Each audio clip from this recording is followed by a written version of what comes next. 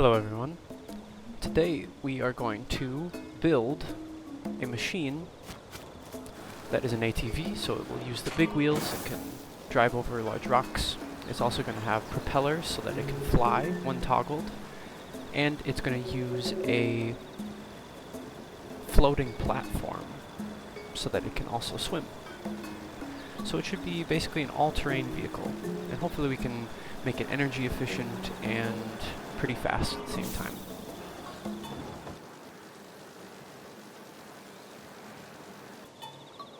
To start,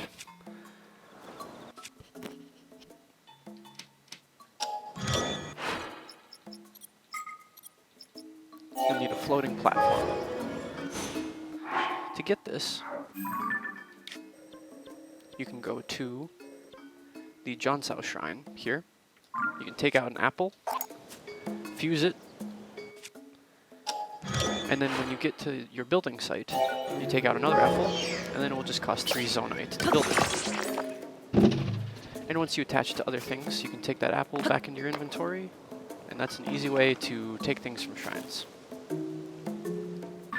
Another feature that we're going to use is from the Gemamic Shrine right here. That's where you can get the propeller and the electric motor. Somebody has recently discovered a glitch called fuse entanglement, and that's where you do a glitch and then you're able to put 2 items inside of one another. This still costs the same amount of zonite that 2 devices would cost, but the pieces are able to sit inside of each other, so the center of mass is more centralized, which makes it a little bit nicer for propeller builds. So if you do that, you can actually offset propellers to make this 8-bladed propeller. And see how it costs 9 zonite, because it is 3 parts. It's 2 propellers plus 1 motor. For this build, we're going to need 2 of those.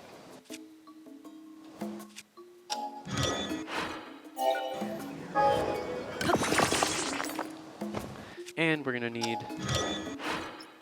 1 single propeller motor.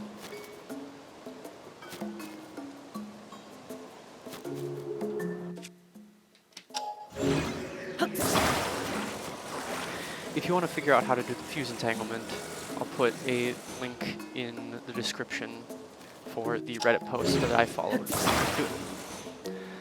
Now we're going to try to attach these 2 propellers onto this floating platform, and we're going to use these symbols on the side because that is the middle of the platform. Actually, if you go right here, it becomes first person. We're going to attach it a little bit separated from the motor shaft, but on top of the motor like that. And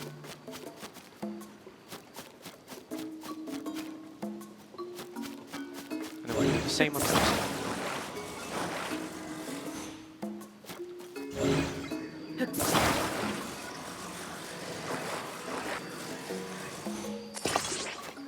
Like that. And if you do it right, you'll have a good amount of space between the 2 propellers so that they can spin without hitting each other.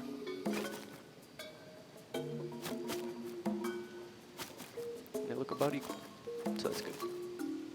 You want them at the same position so that in neutral your craft doesn't turn left or right. You can also remove the apple at this point. Alright, now we're going to grab our 4 wheels.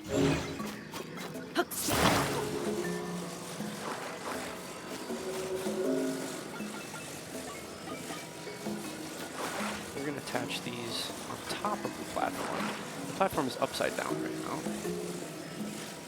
We're going to put them right on the corner so that the propeller doesn't accidentally hit the wheel.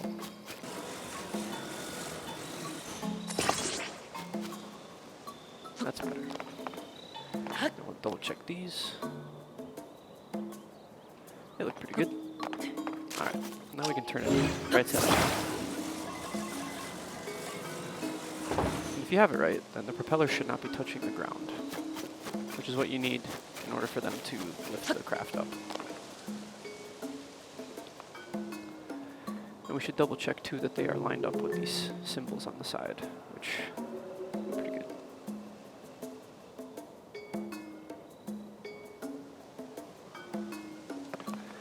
Alright. Pay attention to which direction your wheels are facing, because that'll be the front of the vehicle. So I need to put my steering stick up over here. On the side. So sometimes when you have large items in the middle here, if you're centered on the steering stick, the camera will get up really close to you. Makes it hard to see around the vehicle. So if you're over on the side here, usually you don't have that problem.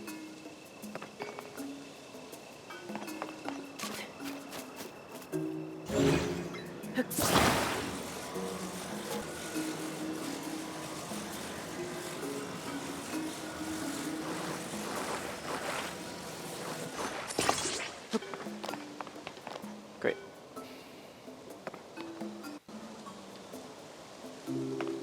Now we're going to take out one spring. We'll activate it quick.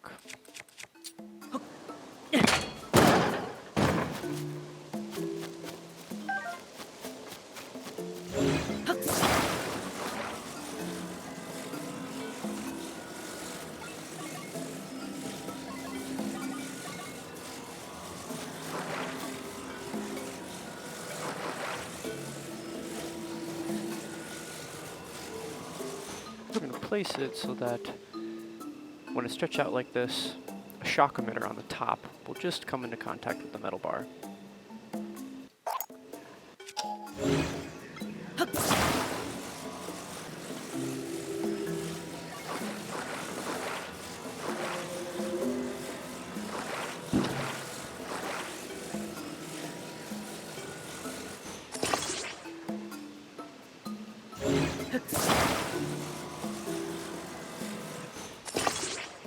Alright, that should be good. Let's double check it. Does not activate. Activates.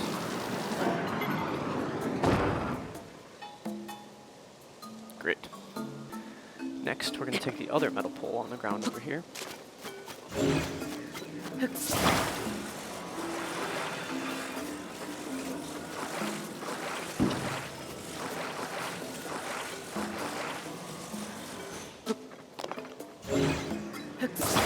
We're going to connect to the top of the spring, so that the end is very close to the shock emitter. That's probably not far. Actually, it is. Great. So that is good enough then.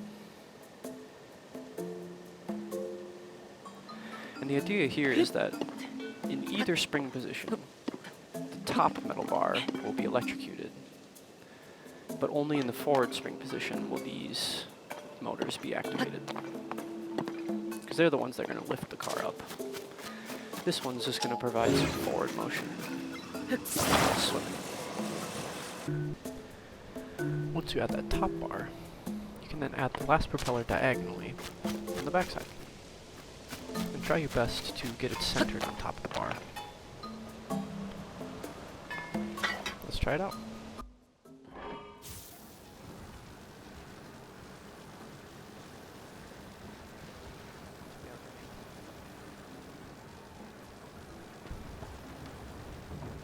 So this is the car mode. And here we can toggle the flying mode. You can see that it lifts off, and it's very battery efficient.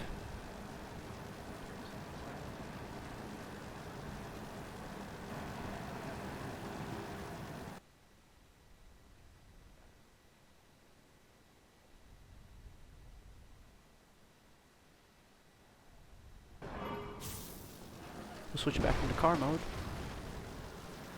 And with the large wheels, it usually has pretty smooth landings. Let's go and see how it does in the water.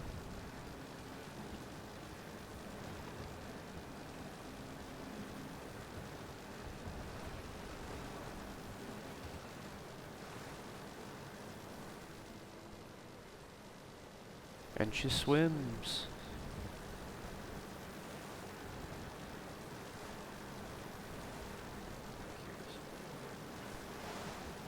Now let's see how we do climbing up a steep wall. We said that just driving up doesn't work very well. But if we switch into flying mode, we can easily traverse. Horizontally too, without a stabilizer. And the front wheels help and climb up the hill.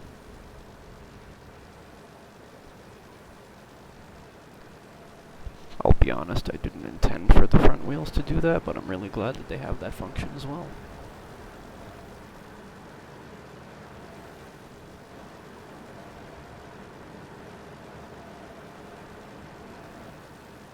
I think if they didn't do that, this build wouldn't really work going up a hill like that. Let's switch back to car mode.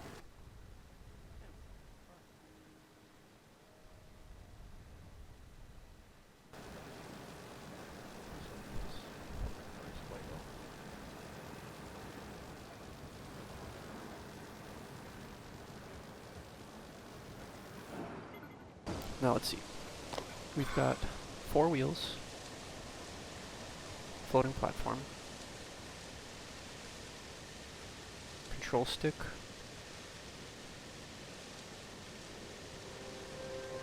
two metal rods, 1 spring, 1 shock emitter,